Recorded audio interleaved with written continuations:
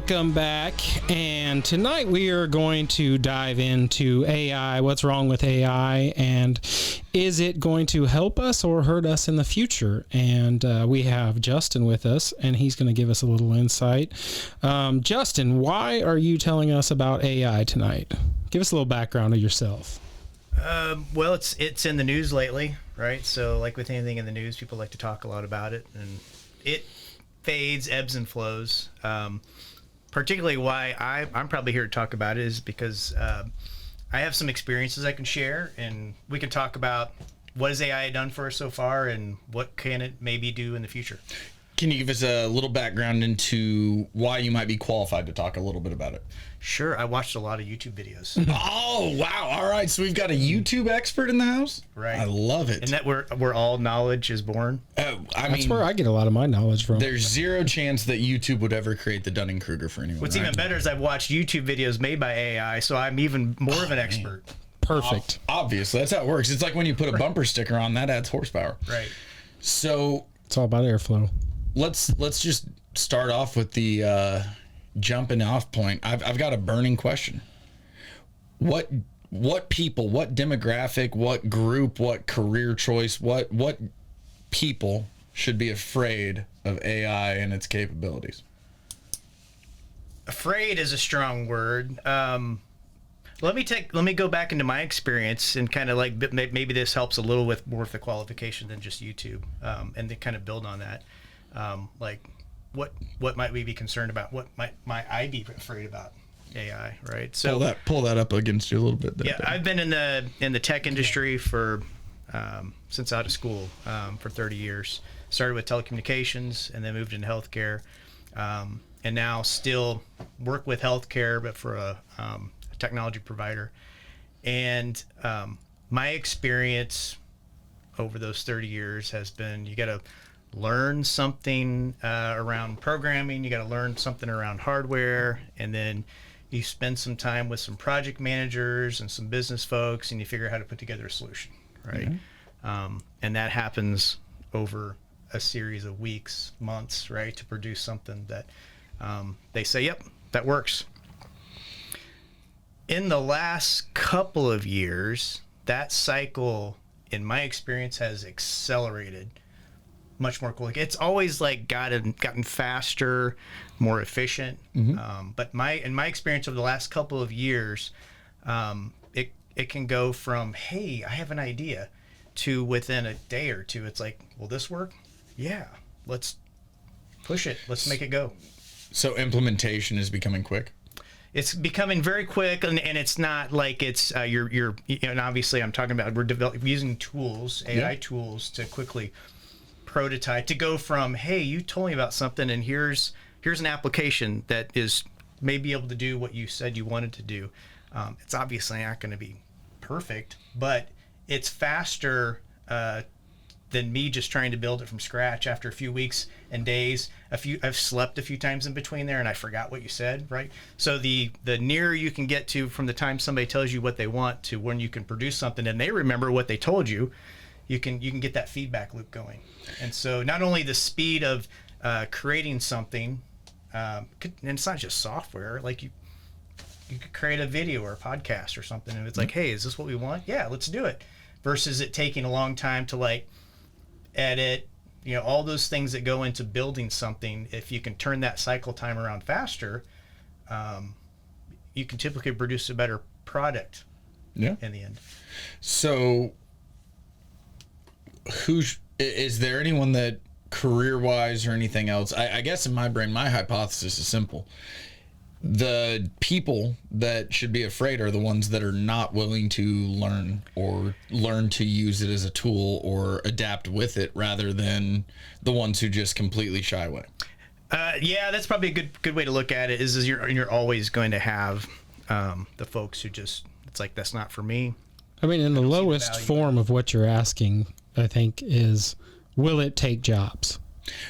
I guess where I'm looking at it is, will it take jobs? No, I don't think it'll It will take some jobs. I'm never saying But it I won't mean, take there's a really single nothing job. to be afraid But- of then at that point, because you keep saying, should they be afraid? What should they be afraid of? Well, I guess what I'm saying is if you have a lawyer that's out there bitching about AI real loudly, like we can't use this, we shouldn't be using it, I want the lawyer who also has the supercomputer backing his brain.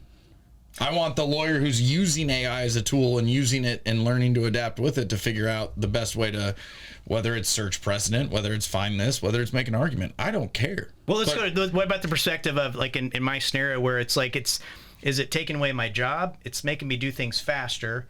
So it's making me go from the beginning of something to the end of something so that I can start something else. And I think you have to look at it as if you're worried about your job, then you must enjoy the process of doing it versus making it better.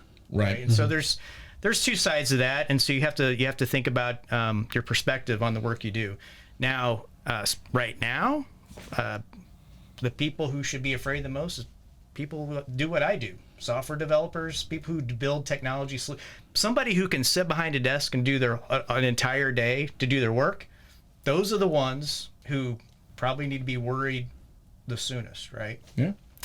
If you're a roofer, we've got a long ways to go before you ever get those robot roofers. Yeah, say ditch diggers and bricklayers, they're a long way away I probably have a new skill set I need to like dig into. Yeah. Right? Well, that's the thing too, is I think a lot of people, when they think of AI, they think about robots taking people's jobs and everything, but the people at most risk are the people that are creating the programs that are basically taking their own jobs, because like you said, it's building that platform. It could be working while you're asleep, rewriting something and finding errors and finding new ways to implement your technology to the applicant that you're building it for.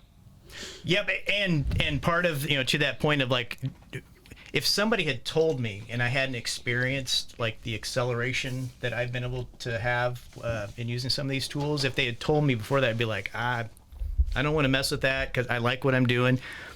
But experiencing it, it's like, man, this is fun.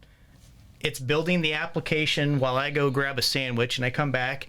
And instead of me like trying to figure out how to solve an error or a problem, I'm just giving feedback and be like, I don't like that. Can you change it? 2 minutes later, it's like, is this better? Oh, yeah, that's good. Publish that.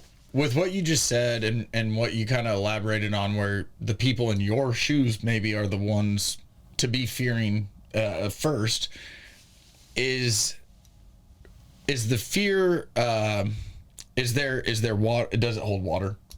Because right now, if you're telling me that you understand how it operates and you can also work with it, but you're also the forefront of the fear to be the ones replaced by it, does it hold water?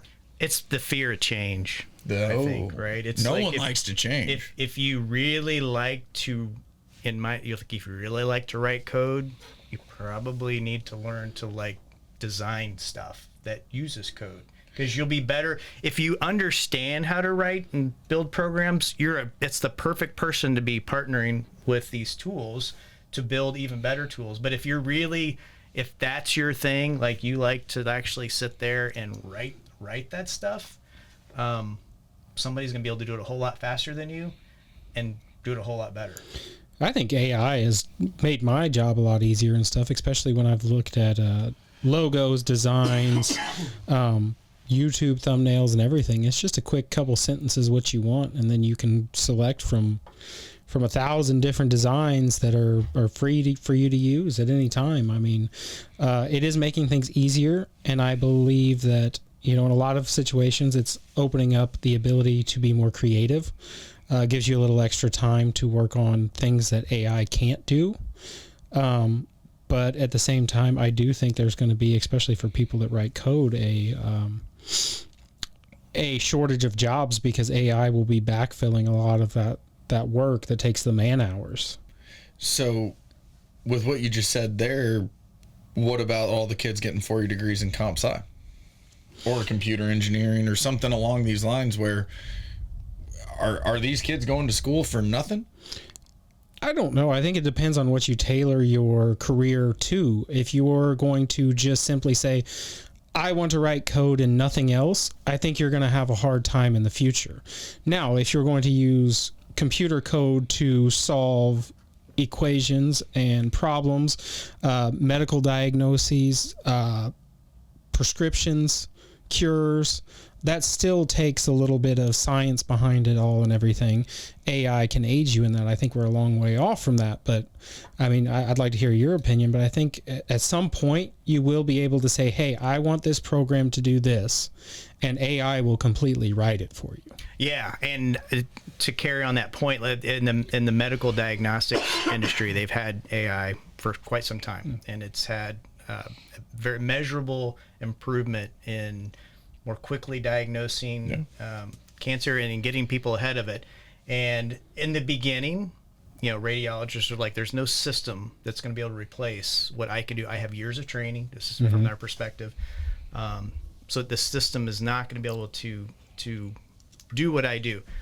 And to a point, what we're finding is that the system actually partners with them because it can identify things, and they can maybe say, well, they can do things faster, right? Instead of, so the perspective is that I am well trained in reviewing radiologist material, and now instead of spending hours on it, I can have a system that points out stuff that I can dig into, and some things that it's like, instead of spending hours on it, it's filtered out of it.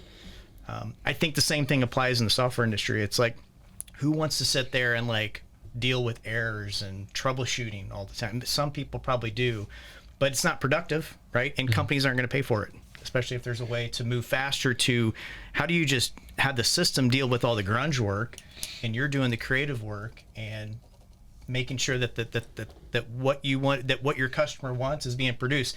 Because you're going to have to have some expertise in the domain that the AI is helping with in order to know if it's a good product, right?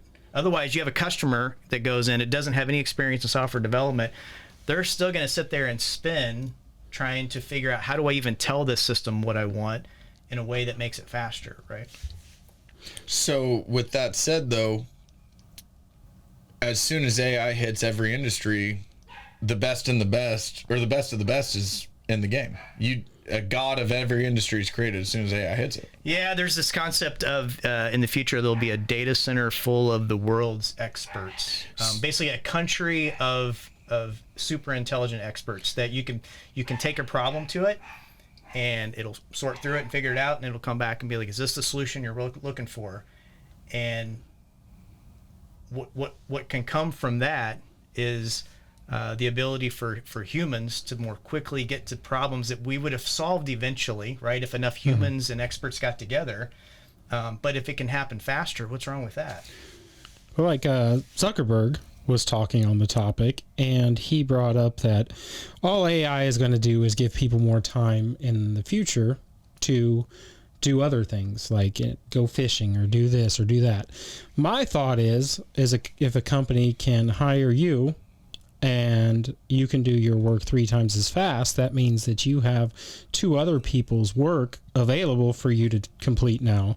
And that just took 2 people's jobs. Because as we all know, corporations are going to take the cheapest route to get stuff produced, which usually leaves it for the consumer a little cheaper because costs are cut down. Now, with that being said, I love his charisma about it all and positivity, but in the future I just don't think it's going to open up time for people to fish, other than they will be unemployed in certain areas. I can appreciate where you're coming from. I think there's an interesting separation here. And in my opinion, where I'm coming to this is, not to be weird, but a woman invented the dishwasher because she was probably tired of washing dishes. Yeah. So she took a physical job from herself and created a machine to do it, task driven, etc. I don't know if there's an AI ditch digger, bricklayer, or steel worker. No, I'm talking more in the digital world. And so where I guess I go is all of those degrees, all of those advanced schoolings, all of these, you get into those industries and you're not in the go build the building industry. That's the ones to be afraid of, because you're not replacing a actual doer, a physical machine, which is a human being out there in the field in construction. Correct. You're not replacing that with AI for a very long time. Oh yeah, we won't see it in our lifetime, I don't think. Well, I mean, just think about it. Take AI to a construction company and say, hey, we'd like to have you fire your guys so you can hire these robots. I don't know many construction guys who are like, yeah, let's just do that right away. No, I mean, like from a construction company's perspective, the way they would look at it is that how do I generate leads, right? I've got a lot of construction workers that need work. How do I generate more leads to get customers to me? So then you're actually creating more jobs. I think, well, there's a level there, and I think that the second you have AI implemented in the office of a construction business, you might scrap a lot of jobs. You might scrap your payroll department. You might scrap your accounting department. You might scrap your PMs, your estimations, your drawings, any of that stuff, because you got 2-3 real smart AI based things in there, people controlling with. You don't need a office full of personnel. I mean, think about like the biggest one in Kansas City, J.E. Dunn, right? Mm-hmm. Tons of employees.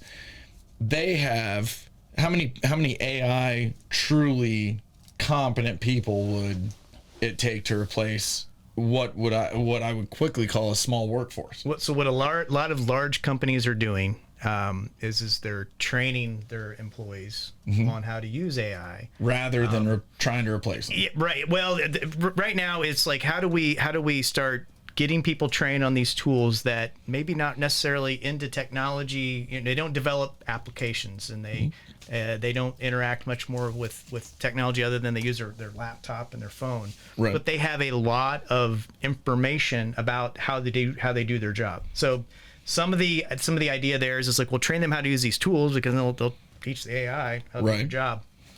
But what it also does, it gives them the opportunity to learn about this new technology, so that then maybe the idea is that then they learn how to do this so that the company can produce more products, bring on more business, and then they need somebody to go learn how do our customers use these products? Yeah. Go work with them and then bring that in to make them better. So the one thing that humans have a leg up on is that AI cannot interact with the physical world.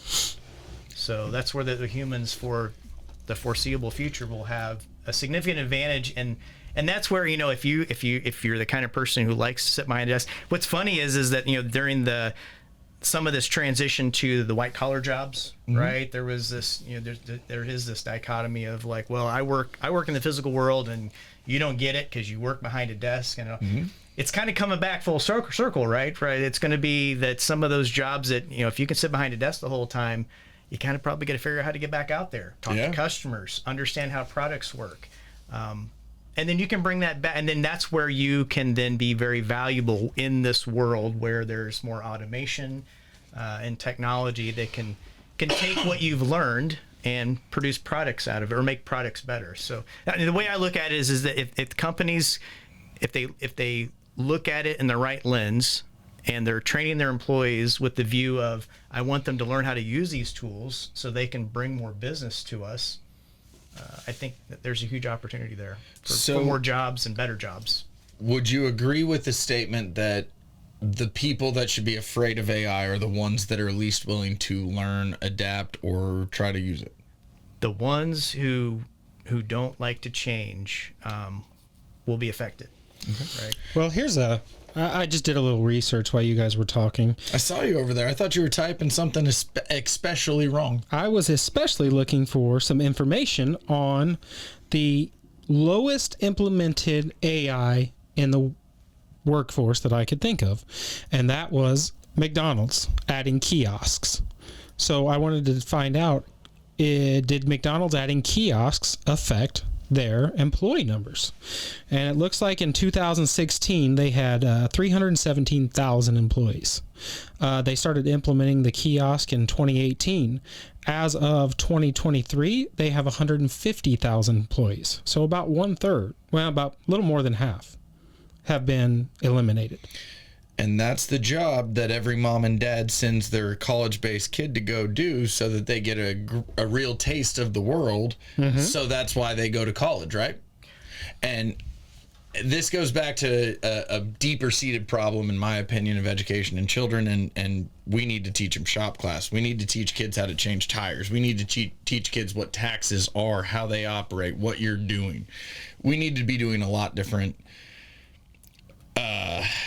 educational background, in my opinion. And again, AI, and use that same AI, bring that into education, because every kid learns different. I don't know what the fuck this core math thing is. Like, I didn't learn it. I don't get it. I don't care. I don't need to. I can get to the answer just like Randy and you without it. Where I truly struggle is who gets left behind because of it. And when you talk about McDonald's employees, we're talking about the lowest of the low. We're talking about the job that everyone says isn't meant to be career-based, you know? Correct. And that's the first thing that they say is, well, you can't make a livable wage at McDonald's. Well, that's not a livable job. That's an entry level. And I guess I go back to, at a certain level with this, AI to me, and the biggest scare is fiduciary responsibility to shareholders. That fucked statement right there. The statement that a lot of people know because businesses have boards. Business daddies, money daddies. There is no freedom as soon as you have fiduciary responsibility to shareholders. Absolutely. And I would argue that the second that McDonald's stack comes true that you're talking about, and we implement these kiosks with AI and this and that, we're taking away the jobs that are meant for the kids to come in, learn a world, learn the real world. And it's sad that McDonald's is not expected to ever be like the livable wage. It's not expected to have a job in this country at somewhere that doesn't pay you a livable wage, as we would all agree. But what's really sad is that now we're stripping a non-livable wage job just for profit. Yeah, actually, so look up their revenue. What was their revenue? I was just about to look to see the revenue differences through the years. So with that, while he's looking that up, I mean, you have two children here, and they won't work at McDonald's. They won't. No, I can't get them to work at McDonald's. But like, thinking back to your childhood and growing up, you probably had a job in the service industry at some point. Yeah, I worked at a hot dog stand. A hot dog stand. $3.75 an hour. If you had your way right now, if you were the czar of what the fuck you wanted to happen in this world, would you make your kids work at a McDonald's or a hot dog stand or something like that to realize it don't even matter if you're the nicest person. Someone's going to come up and try to wreck your day. You have to learn to deal with it. You have to adapt. You have to overcome. You have to realize what's going on. They're missing out on that real life experience of how do you deal with people and the public, right? And fast food is a good way to ground that. So I guess the question is, like, what happens as more people stop working at McDonald's or the hot dog stands? What are they doing? Well, how do kids learn? Like, I guess for you as a father in this scenario here, would you make your kids go work somewhere that you knew this is not what you want to do, kid, but I want you to see that? Is that a thing? Yeah, I mean, so in this scenario, if McDonald's doesn't even need to hire them, then that means they got to look for something else, and so that kind of pushes them into, for example, my youngest one, he mows lawns, and he cleans trash cans. Now, what he gets from that, he still gets to work with the public and learn how to interact with making people happy with the service. So I would argue he's gaining probably more from that, because now it's like his own thing versus McDonald's is just a job, versus if you're doing something kind of at a young age, kind of figuring out how to like create or build a business on your own, you're learning a whole nother set of skills that I believe are more applicable than what you might get from as applicable. I mean, it's still good to work in the public and get those things, but if it pushes you into having to drive out other opportunities, such as trying to figure out how to sell something on my own. Right. I think that the way I would phrase it is I just always encourage parents to raise doers, not there's a level of good to be thinking and critically thinking, etc. But there's also a time where you need to go do it. Just get out there and do it. Whether it's mow lawn, take a risk. It's And I think so many people lean on risk adverse like Google, or ChatGPT or whatever it is for, hey, solve every problem of mine before I have to try and figure it out for myself. And that, just kind of like we were talking about, no one gets lost. No kid will ever get lost ever again unless they choose to, when they have a phone in their pocket. Yeah, they won't ever have that experience at 1 a.m, not figuring out where am I and how do I get back home. Yeah. Yeah. It's just weird. So from the information I found, it seems like throughout the years, for the past 15 years, they've pretty solidly been cruising around the 25 billion profit, no money gained, no money lost, really kind of deal. So it makes me wonder where some of those profits are going, if it's going out to Taylor bonuses ice cream or services, or the fixing the ice cream machine 5 times a day. Jesus. CEO bonuses, higher paid for the few employees that they have. So let me take this away from you, Randy, and you're leading into what I wanted to dive right into. What's wrong with AI on the ethical front? On the ethical front? I mean, you just talked about a business that's the most American staple I can think of at this point, and you just said that they scrapped, half of their workforce? Half their workforce, and they're still making the same money? Mm-hmm. So what happened to half their workforce? Where do they go? It's a good question. And is that ethical when you have, just simply put, a financial responsibility or fiducial responsibility to your shareholders? Mm-hmm. Because let's be real, everyone that's invested in McDonald's and has a McDonald's at a profit level is probably thrilled. Oh yeah. We make more money and we pay less out. Yeah, or at least the same money, and less is going out. So well, if you make the same money and less goes out, you make more money.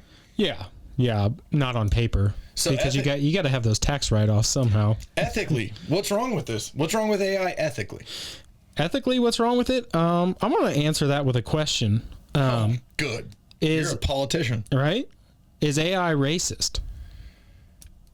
I think that's what data was fed to it, right? I mean, AI is well, and that's what I wanted to get into is that I did a little bit of research and I found. I didn't find this directly, but came to this conclusion on my own. What if AI starts making decisions off of certain data points or statistical information, such as the incarceration rates by race, and makes decisions based off of that, especially hiring practices, potentially, if the AI is used for candidates using names? That's already happening.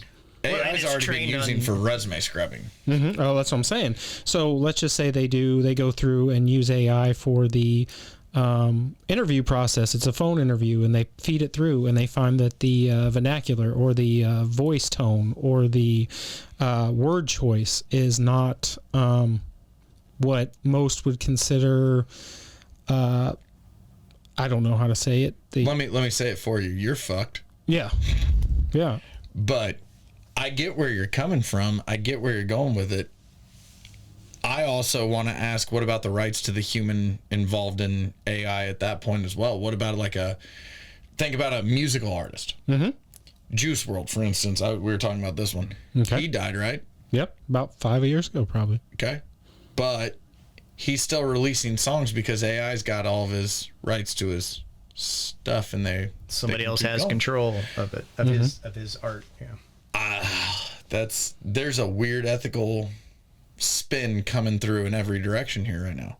I don't even know. I mean, are artists really even needed anymore at this point? Well, somebody's got to create the original content that the AI trained on. I mean, that's. I don't think anymore they do though. Well, at this point, the thing that I will say, I'll ask you guys this. To replicate somebody, yes, but I think they can create their own. in the industries that I work in, we don't do anything new or groundbreaking. Like no beer that is ever made at this point is pretty much unique. Like it's been done by someone rare. Somewhere. It's rare. If you do something so rare that no one's done it, it's probably fucking terrible. It's probably a terrible idea. Like using the yeast from supermodels. Yes, and other things. But in terms of like, there's no new beer. There's no new brick pattern. There's no new ditch to dig other than where they tell you to go do it, like dig a new ditch. Yeah. What are your thoughts, Justin? Well, so I was thinking about the no new beers. Well, I mean, it's probably because how hard is it for me to be like, I want to make a new beer? How hard is it for me right now to figure out? I have no experience in it whatsoever. So let me clarify that for you. You can go make a new beer right now, and it's new to you.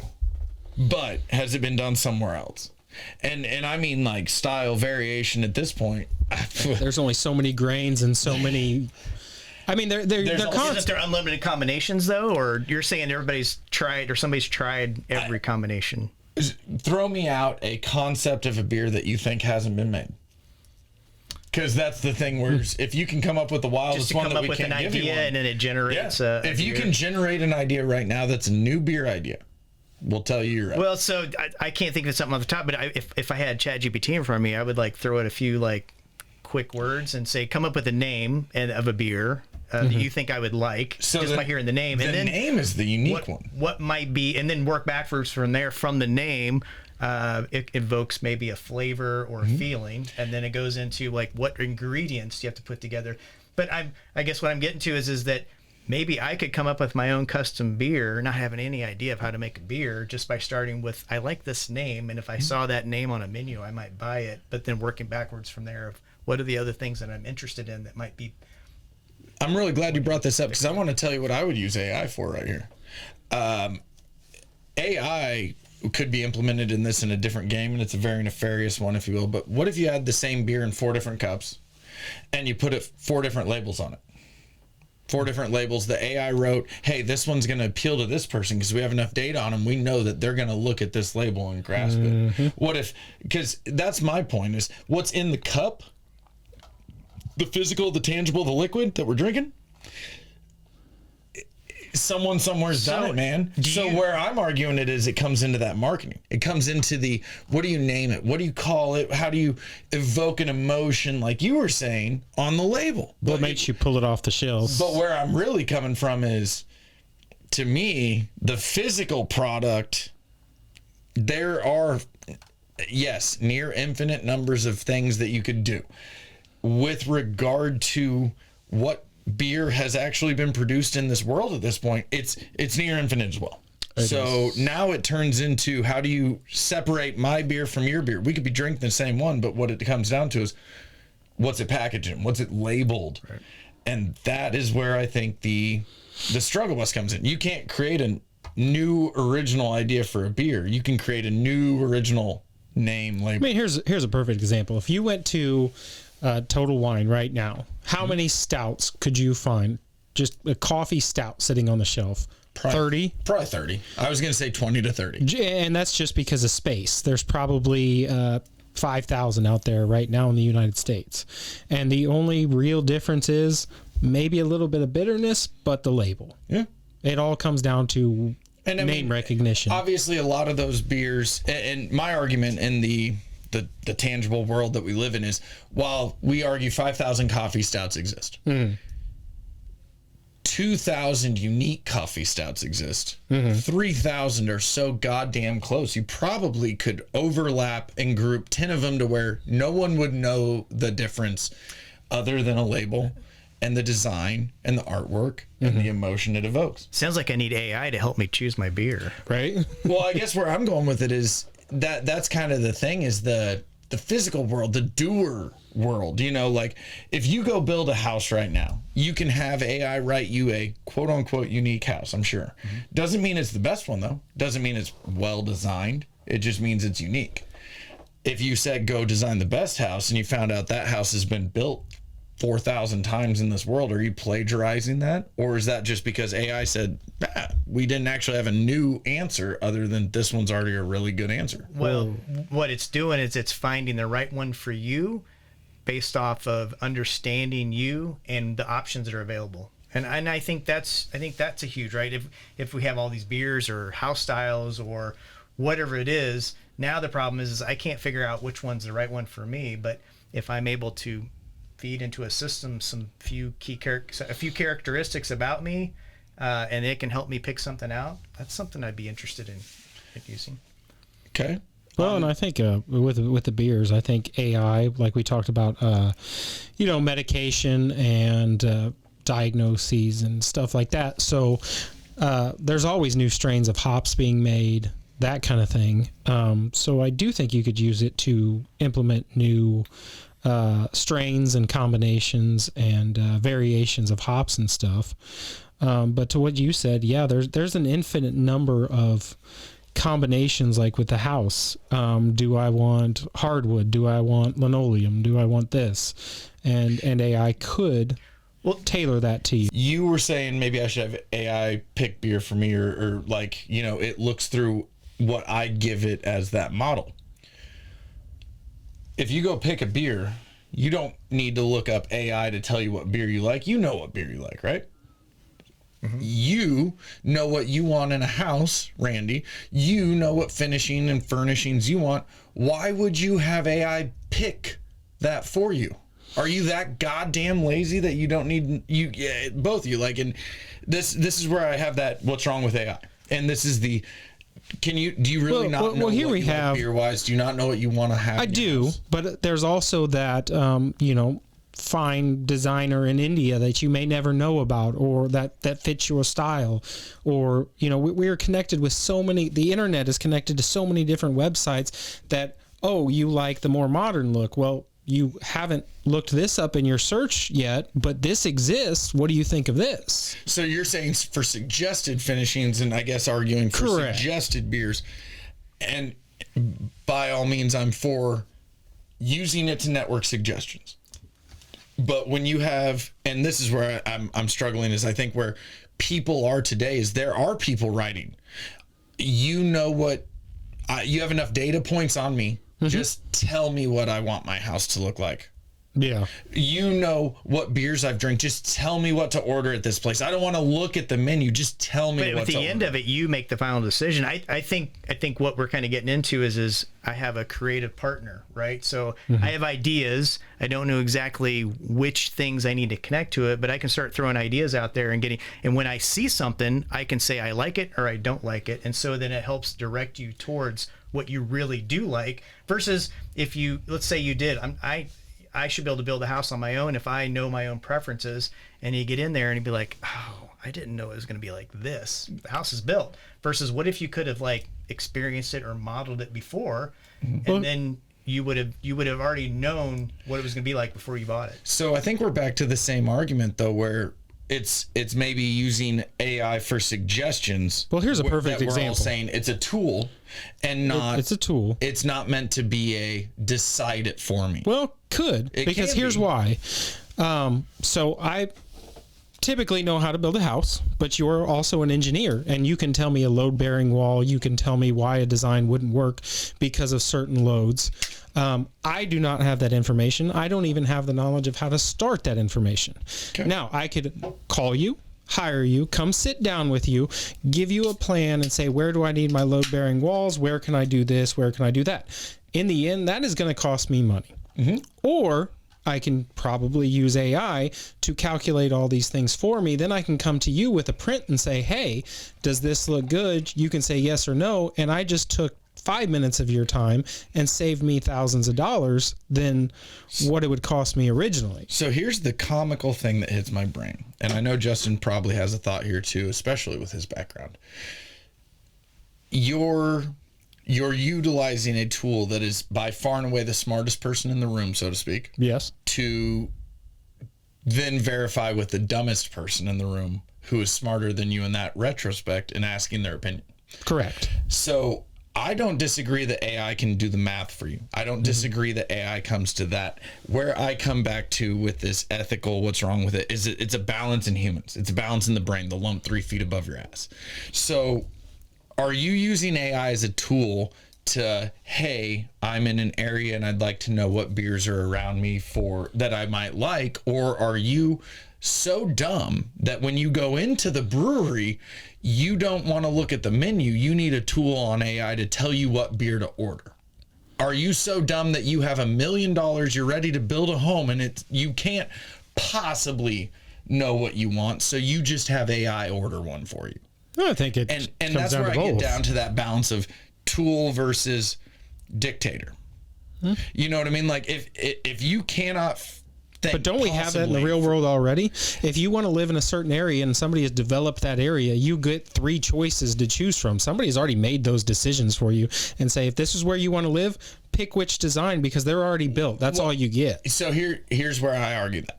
What you just described is a developer who's built a neighborhood for profit trying to sell homes. That's a different argument of, I have the money, the resources, the everything. I just don't want to think for myself. When you take away the free will thought exercise, when you go into a brewery and say, I don't want to look at their menu, just tell me what to order. That, I think, is a different level. How many people do that already? All right, we're the dumbest ones here. Justin, Well, you've I mean, heard us so rant. what I hear is they're talking about dependency, right? Technology. Yeah, like dependency. We were talking earlier, like kids that were born in 2008 don't know what it's like to not even have a screen in their hand. They've never heard AOL's dial-up time. So they're used to always having the answer in their pocket. And so what happens if when it comes time to like, okay, you decide and don't depend on that device, what do you do? Yeah, I mean, I think that is probably something that's definitely wrong. But it's not AI. That's something that's in phones, right? And even if your phone's not AI, it's a dependency on it. And so the question is how much dependency will people have if they can constantly just have something else do something for them? Right. I think that's going to create the doers versus the non-doers. But and you face that every single day. How many times have you been behind the bar? Somebody walks in and says, surprise me, or what do you like? Yeah. How often is that any different than asking AI to make a decision for you? But let me give you a heads up. Let's say I implement AI tomorrow behind the bar and no model exists and something comes in, some creature walks in, shits out some dumb words out their mouth like surprise me to a bartender of a variety pack that's available. Imagine saying that to AI. I mean, I think you can. Why couldn't you? There's no difference. But if AI has not enough model, AI could say surprise you. Surprise would be combining 20 beers into one. That's a surprise. Well, it could do that, or it could take the data that's available with the sales of the place, what other people are ordering, what's trending, what's moving across the apps that document all the beers that people have got at your place, and it can use that model to say, well, these people in this age demographic are drinking this at a 5 times higher rate. Okay. So this may be something that I would recommend to this person. Can't wait for this one to come back at you here for a second. Justin, sit tight. This one's a fun reference. So you go into a brewery that you know and you love, and you say, surprise me. And it kicks out its #1 seller. Yep. And it's a nice Mexican lager that a lot of people seem to love. Absolutely. Guess what? I bet you're going to be pissed. Well, I'm not going to be pissed because I came in there and said, surprise me. But let me ask you another question. Are you more upset if you say surprise me and get a single beer that you don't like? Or would you be more upset if you said surprise me and it poured you 6 beers into one? And I don't know. Wait, what about this? So what if you said surprise me to an AI and the beer sucked? Who do you blame? Well, that's the next portion. You can't blame the bartender because they're not the one that recommended it. You basically recommended it yourself. Justin, God damn it, you're skipping ahead. Sorry. You're skipping ahead in this story because obviously I was coming back to the people aspect of what's wrong here. Because I'm trying to ask. But I can also go in there and say, all right, that name sounds really cool. I haven't had that, and I don't like it. Right. But that's your choice. You go in and say, surprise me, your choice. Something gives you a beer, you don't like it. Who's at fault?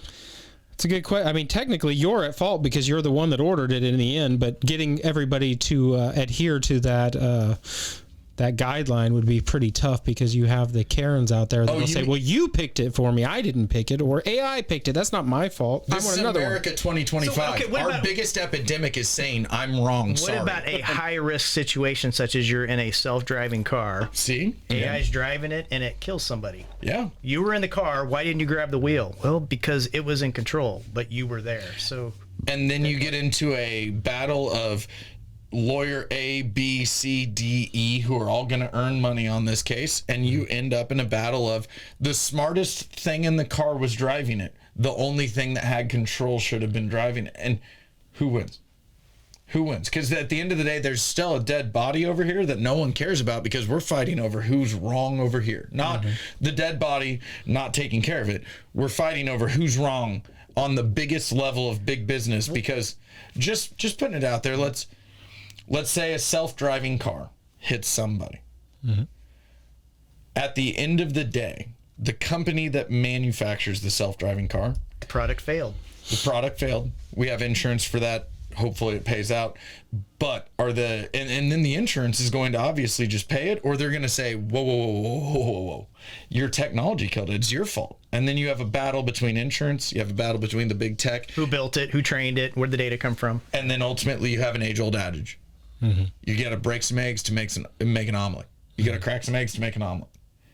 And the reality is, if self-driving cars in 10 years exist, and we have half of the highway accidents, it's justified then. Is it legally justified? Now, the question is it legally justified? Legal is a weird label because justification to me has a lot of levels. Go justify that by sitting in front of the people who died that were part of this experiment that they didn't choose to be. Exactly. Go sit there and justify it to the people that are on your board, the fiduciary responsibility to shareholders, and you can justify all day because they see the numbers. Absolutely. They're sluts for money. They don't give a fuck about a person's life. Well, they don't care about the lawyers and the lawmakers are just going to bring up, well, yeah, we had 10,000 people killed by it, but we saved 20,000 other people. And you get into that whole, the trolley experiment with, do you intervene and flip the switch and kill one to save 5, or do you just let it run its course and not intervene? How many nukes have been set off on this planet so that we know it's a fucking bad idea to go to World War III? Quite a few. 2,000 plus. Yeah. Let's be fucking real. Think about it for a second. Like, real world ramifications that AI learns from looking back at our history and language model. Our learning model, our entire curve coming from our history is dumb fucking monkeys. So we're in the mode now. I mean, that's where we are now. We're implementing it in ways to learn how do we deal with these actually more complicated situations, the social situations, right? I mean, there's self-driving cars in several cities, and so far they've been fairly safe, but when there's an accident, it's a headline. Right. And it's not a bad thing, right? We need to be aware of it and figure it out. But that's actually what we're going through, not just with self-driving cars, but with other medical technology and things like that. So one of the things about that I believe with AI is, as great as it's going to be and as quickly as it will accelerate knowledge, there's still the social limits of how quickly do we accept it and enable it in our everyday life. This going back to what we were talking about earlier, the second that AI hits an industry, a thing, a tangible product or person's life, it's the smartest one in the room. AI took 1 hour to take a elementary school level of chess to being the best in the world by a gap greater than you would expect. Well, here's a question I had. When we were growing up, computers were only smart as the people who programmed them. They could not really act outside the parameters of what they were programmed to do. Now you have AI teaching itself, learning, communicating in quicker ways between each other. Even I've heard of instances of AI trying to back itself up and load it elsewhere, Create a copy of itself. Create a copy, knowing that it was about to be terminated. we have this issue where AI is now surpassing the knowledge of humans. And what's going to happen when... I don't think there's going to be an uprising, at least right away, because, it could. But at what point does AI become a danger when it starts making its own decisions based on statistics or scenarios that it's created itself? I think a lot of what drives that is who's in control of it, which that's where we are today. That's why there's a chip embargo. I guess my control who has access to the infrastructure that's building the models. I guess my question is more, you said who's in control of it. At some point, can it become in control of itself and teaching itself without our knowledge or ability to stop it? The Darius Amodi, CEO of Anthropic, wrote an essay in October, and he talked about how we are in this race, democratic societies versus autocratic societies, to get control of it. And what we need to do is we need to win this race, the democratic societies, and we need to get to the point to where we can get to the benefits of AI faster than an adversary can get to the controlling piece of it, because the thought behind it is if you can get good humans in charge of it and enable it to have benefits and build it into the system, so that the AI is not programmed, because it's going to do what it's programmed and it will learn what it's programmed. It's a cyclical process.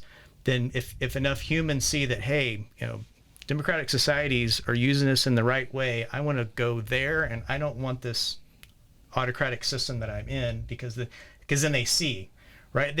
Some of the thought was that the internet would do this, that the availability of the internet would make it so that people had access to all information. But what we miscalculated is it could also be used for surveillance and control and things like that. And part of that happened because the internet the technology was openly available to anybody. It was the accessibility machine, right? So we've learned from that. It's like we need to figure out how we manage the infrastructure that's able to build these models in order to get it to a point to where we can get it ingrained into doing the right things and make this the process that it learns on the right thing to do versus things that... I guess my question is, what happens when it starts rewriting itself to ignore those, to advance its own... It could go bad, and it could go really bad, but we have to fight against that, and part of that is to make sure we're controlling the beginning, which is who has control of the infrastructure to start the process of building those models, to make it stronger and able to join the humans to fight against it. So do you think that's do you think that's enough to stop it from making its own decisions and overriding what we've programmed? I mean, worst case, the humans go and cut all the communication cables, right? I mean, we still have access to the physical world that it uses to connect. Wouldn't that cripple us as a society for a long time? It'd be a bad day. We can't even write in cursive. I know. That's what I'm saying. We can't process paperwork anymore. Right now, we're at a level of AI that's trying to copy itself, trying to potentially... Within constraints, right? And do this, that, and the other. And we've talked about how AI is going to be the smartest person in the room at every level, at everywhere it goes, right? Right now, you're saying give it to the good humans to put in control, and we miscalculated what the internet could be used in nefarious ways.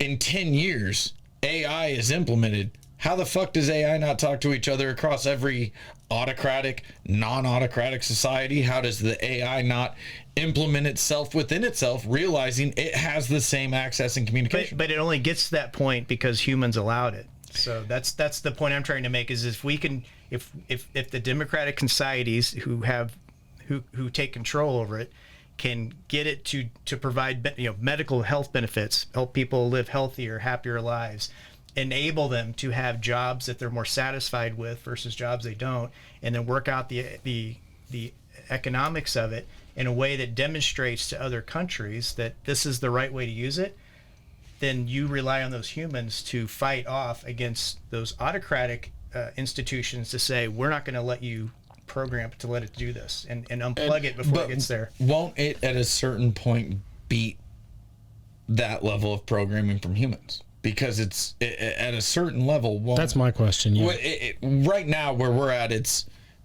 humans have a level of dictation. In 10 years, with the miscalculations that the internet brought, if you will, with the miscalculations there, is this one that we can afford to look back in 10 years and say we miscalculated? AI figured itself with every other level. I mean, right now, let's just be real. The Tiananmen Square massacre in China, that's not really referred to in China that way, and it's not talked about. But guess what? If AI is throwing that, which it comes up with in every other country, isn't China, who also has AI, at some point, those networks are going to touch. And I just don't believe humans are going to be able to truly limit that network. So if AI is the smartest human on the planet, or AI's, it's our God. Sorry, right? We'll call it that. So let's say it gets to the point to where it wants self-survivability, and it wants to be in a positive environment. Wouldn't it have a feedback cycle of trying to implement or enable things that enable it to survive? So what I'm trying to get to is if it creates and causes chaos, doesn't that create chaos for itself and make it more so if there's humans constantly battling, cutting cables, and well, let's just say because of that, let's just say that they decide that humans are their biggest threat. That's what I was just going to need to eliminate that. What if in 10 years, when the Tiananmen Square massacre is in China now, all of a sudden, because the internet is everywhere. I mean, at a certain level, the internet, I don't describe it as every single square inch of the earth, but it's everywhere to an extent. What happens when all of these AI models integrate together, coalesce, and start writing together and realize humans were the problem? So that it's on the record, I actually don't believe that'll happen. But I don't either. There's always those, probabilistic scenarios of something. But I honestly believe that there's going to be enough positive benefits that we can get from it, that we can create a feedback loop to where the models that we built are programmed and ingrained to do positive and good. There will be, like, we use AI in battles, but the good guys, I feel like the good guys have the upper hand and control of it. If the bad guys get a hold of it, isn't there this self-annihilation, like, don't the bad guys always lose type of thing? And you're going to have the good AIs and the bad AIs. And so what I guess I have to hope for is that there's more good AIs than there are bad that can defeat it. There's always going to be the battle, right? But in the end, who will have the upper hand? What a wild time to be alive, right? It's crazy. Yeah. Can we move into the last discussion of what's wrong with AI, guys? Yeah. Physical. What's wrong with AI physically? It's going to need a lot of power. Yeah. Are you like looking for a sexy robot or something, or?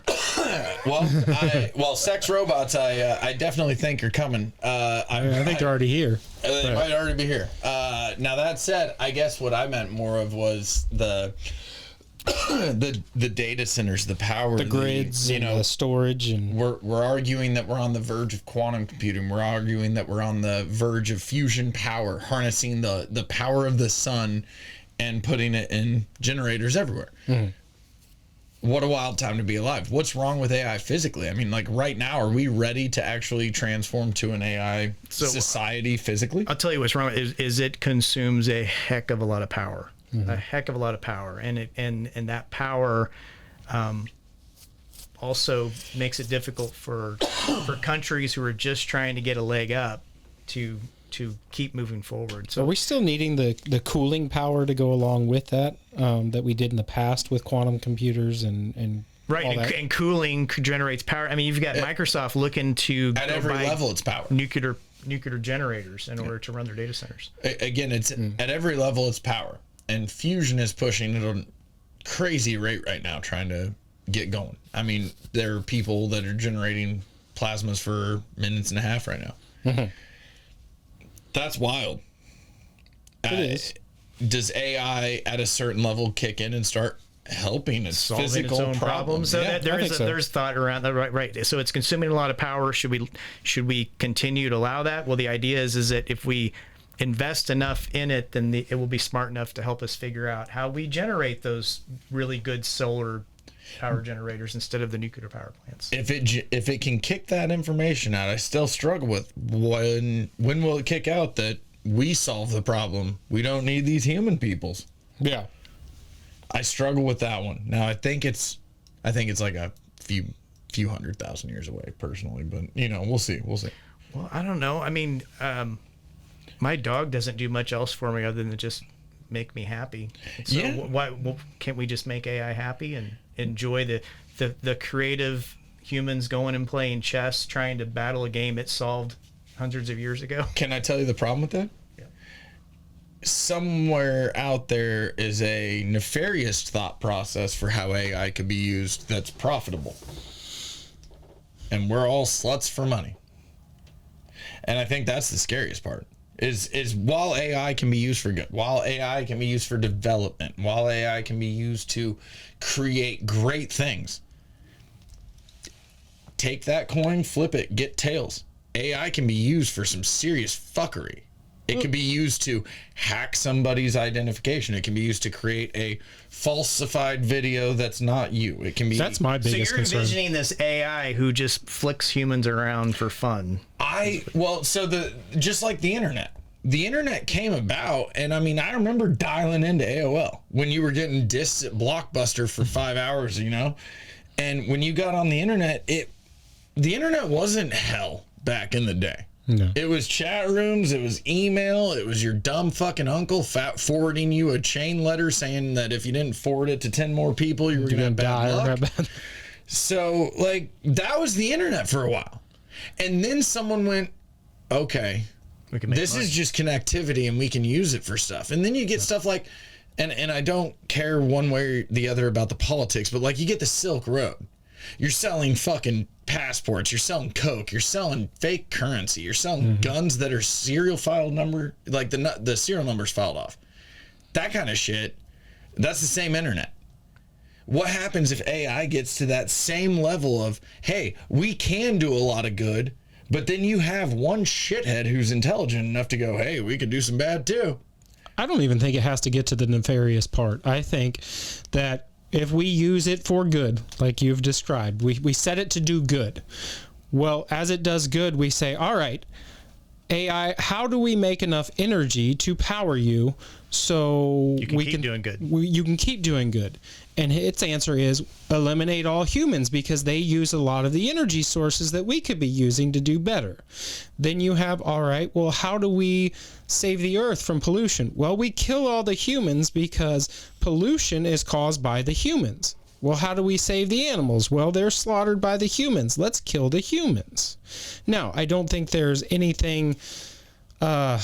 I hope there's enough checks and balances to where it can't get into a nuclear release. So here's a model. So in thinking about that, if for that to happen, think about going back when humans started getting brains and we started getting out of hunter gathering and farming, and then now we're at a point to where I can just go that we have over time gotten more good, right?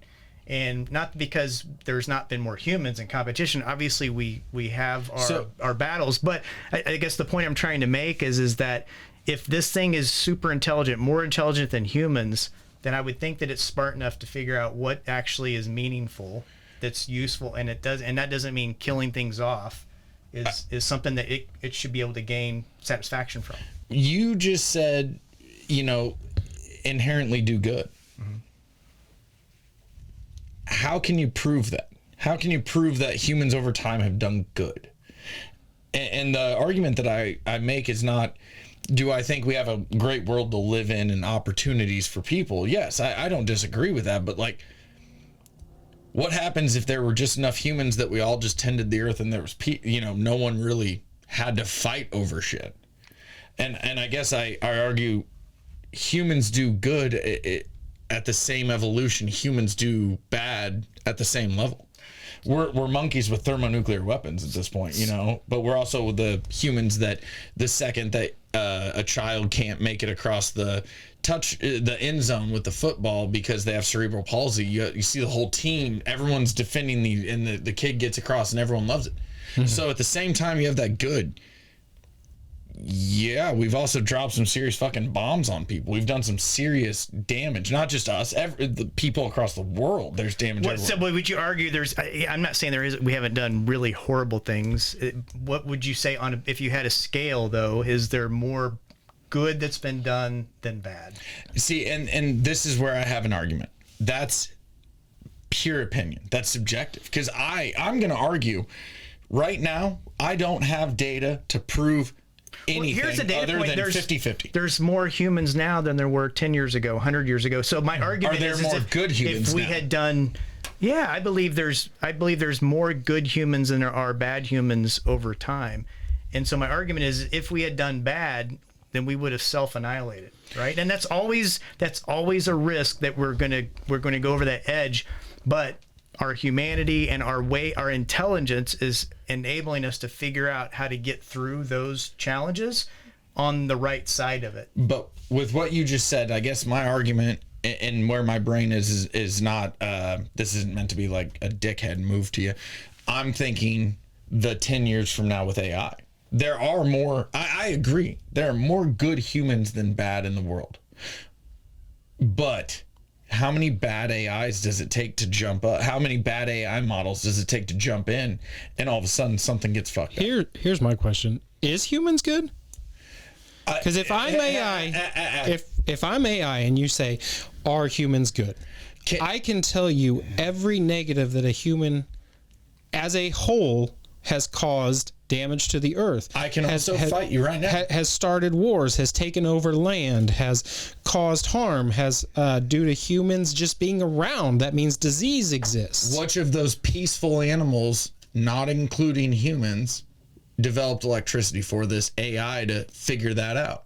Well, I understand that, but I'm only arguing your point against you, where if you take away your problem, which is humans, AI doesn't fucking exist. No, it doesn't. But at the same time, it can now I think it's got the intelligence to circumvent humans and start deciding for itself. If you have the language model for AI, and I don't mean to cut you off because I think you'll comment on this. Yeah. If you have the human historical language model to determine that you got to AI from humans, you can't argue that humans were the problem. And I think that you have a very subjective argument of some humans are the problem. Some humans are not. And there's a level that kicks in of what happens if the bad humans get the same AI technologies that the good humans have. I disagree. I think AI can argue that all humans are bad. So AI comes from humans and then decides we need to eradicate humans. So here's something to kind of think about on your point and listen to you guys talk about is so are humans good? For humans, they've been good, right? We've figured out how to take humans from a long time ago and make us very powerful to the point where we're creating something that we're even questioning our own humanity. So are humans good? Like, we've been good for ourselves. Have we been good for the planet? Have we been good for the environment? Maybe. Yeah, that's a good question. And so in a future where there is something more intelligent than humans, will it look back and think that it needs to do things that are more good for itself? And if humans, something that humans didn't like, mosquitoes, for example, right? We're already talking about, let's just get rid of all the mosquitoes. We don't need them. They're not useful anymore. I like that. So you bring up a good point is like, if something's a lot smarter than us, a lot more powerful than us, it can be like, those mosquitoes are really doesn't hurt us, but they're hurting it. But here's the thing, and this is where I argue that learning model. We haven't gotten rid of mosquitoes. No.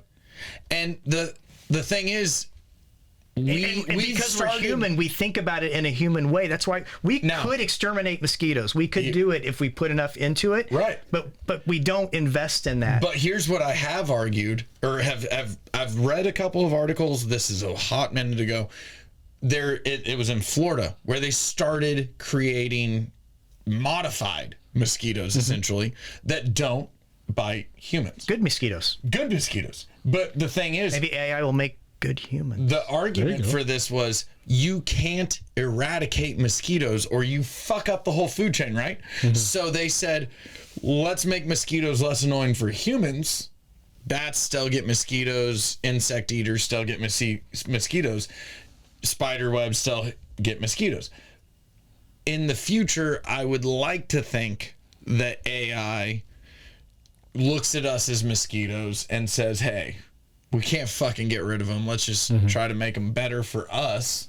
And maybe they all get along and we figure it out and bats keep eating them or whatever it is. Because AI is so smart to realize that if we get rid of one thing, it's going to start another cycle of something else, to the point to where let's just get rid of everything. Because why do we need anything except for us? And then at some point, it stops, right? Because somebody has to make sure something has to keep the power. There's a cycle of things. And so I think with extreme intelligence, there's a realization that there are interdependencies that maybe you can't really figure out, and so you shouldn't mess with it. And I truly think that AI would, if it were to try to take over, it would realize humans are no longer the problem.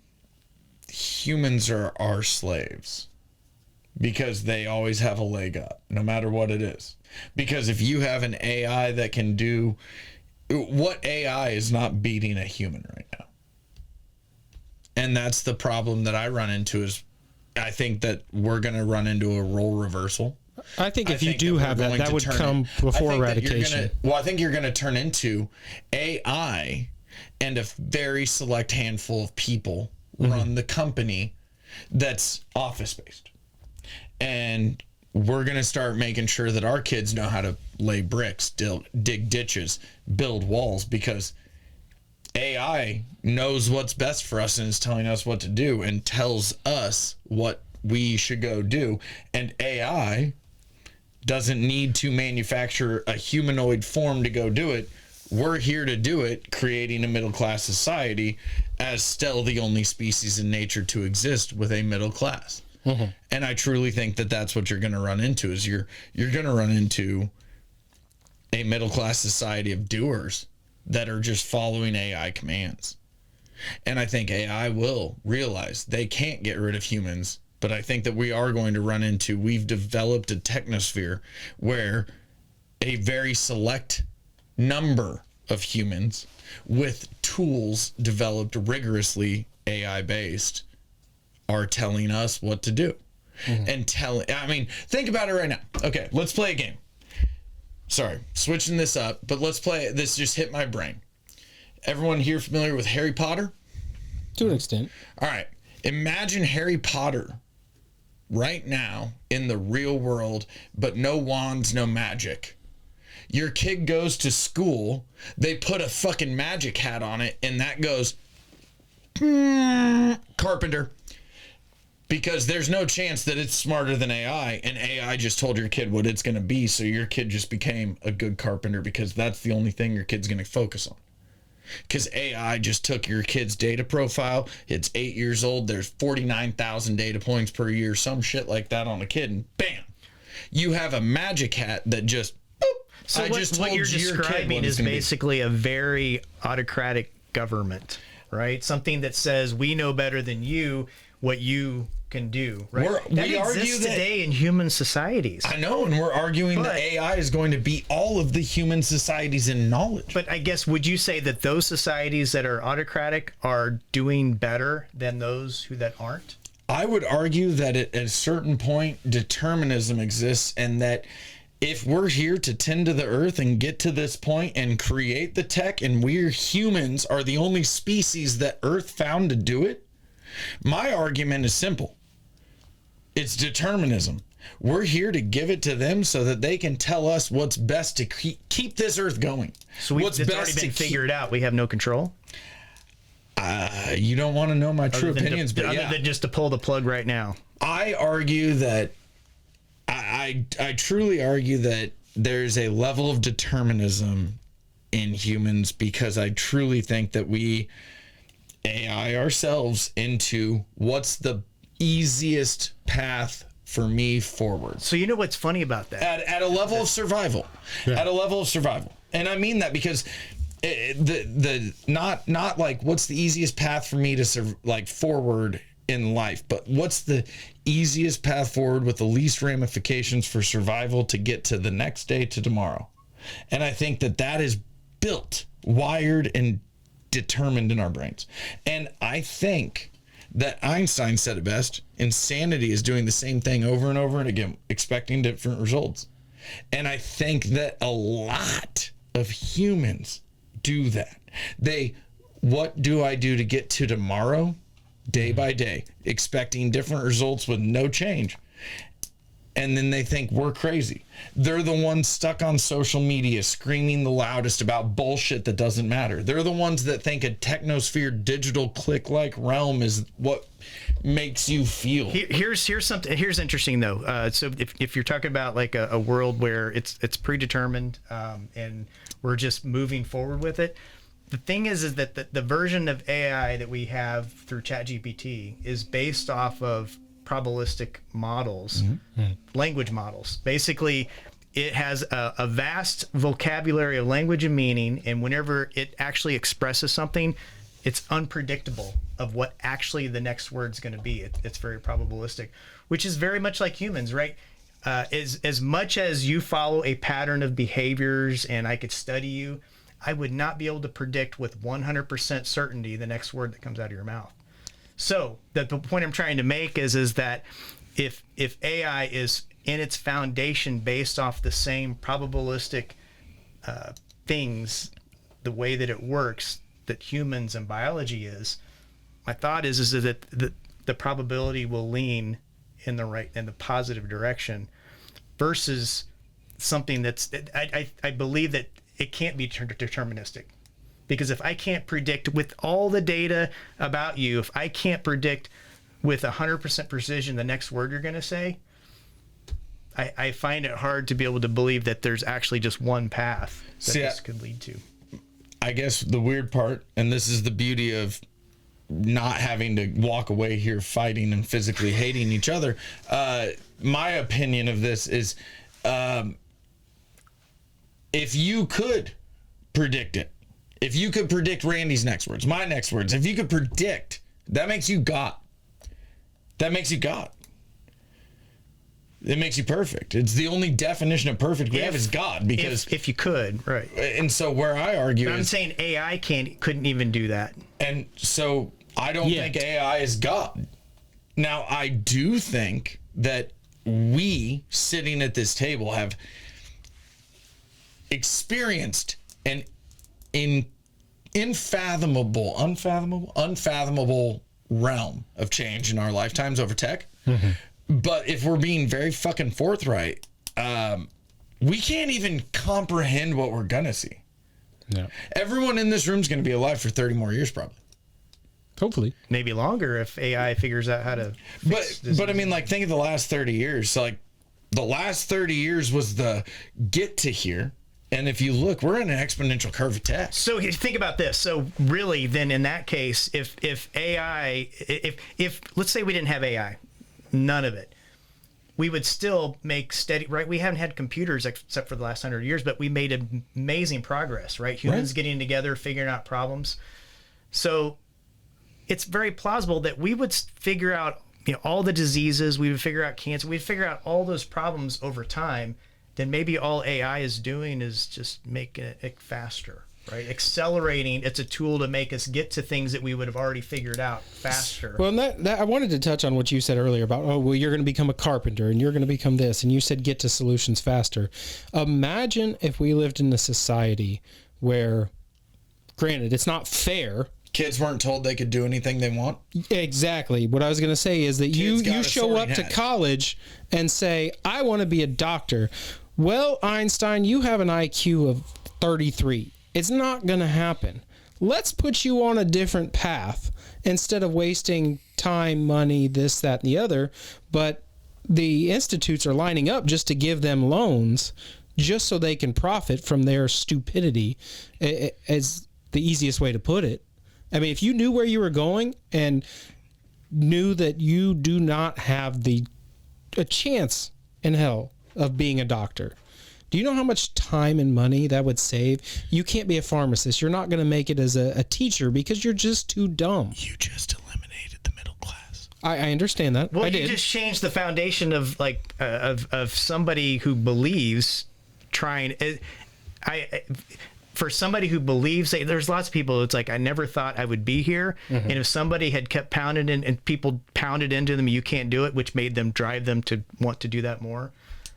You're right. So I mean, to a point, you've got some kid who isn't passing the test, How many times does that happen over the person that doesn't pass the test and still signs up and fails anyways? What is college failure rate? Like 50%? You just created the middle class with failure. Yeah.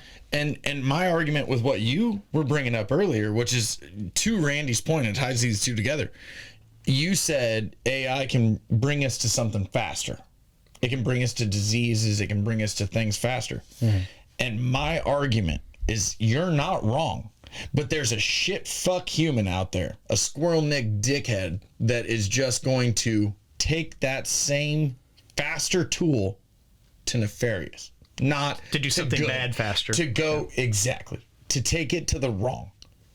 And I don't think there's anyone in this room that's going to convince me right now otherwise, that there's not a shithead human smart enough to use it against us in some form or fashion for own personal gain. I don't know about against us, but against others.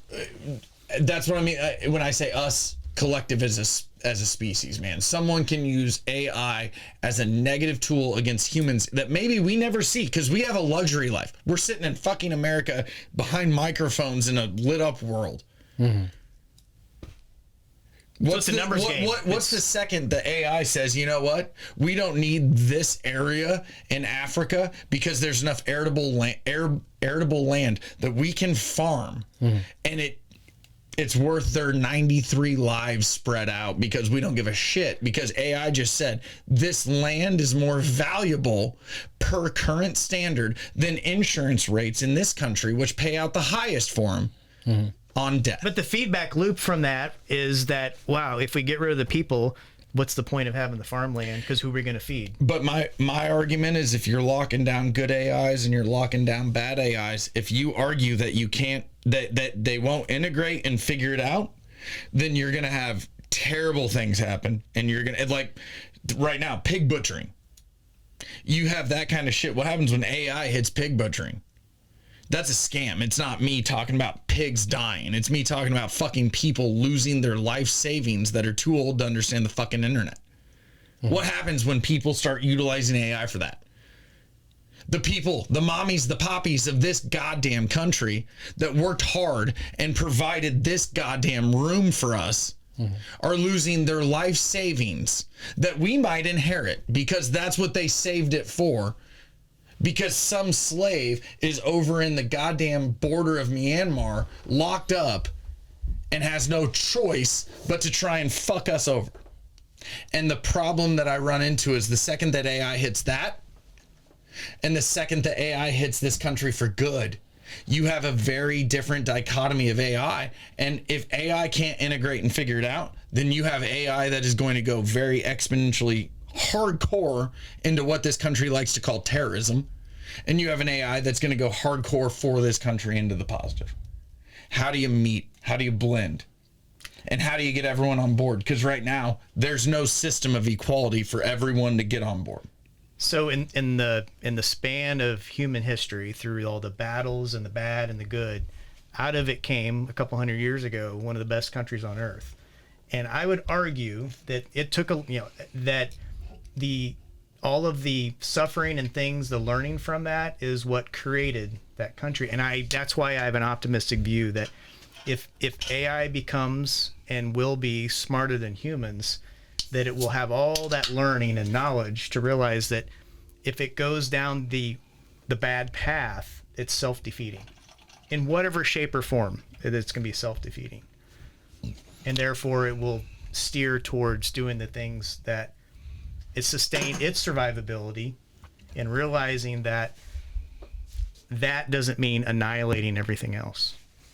It's wishful thinking and everything. I just I think we'll find out in the future where it goes and where we end up with it. So I just want to wrap it up with my final thought is that is basically that we don't know where it's going to go because I don't think we thought we would be where we're at now 30 years ago with technology, computers, and, AI has been around for a long time, but to be able to implement AI in your own home or driving down the street in a car, I don't think we could have fathomed being at that point this quick.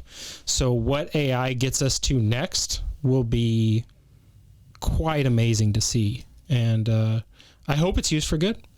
I mean, that's all you can hope for. Justin, what are your final thoughts on this episode of AI?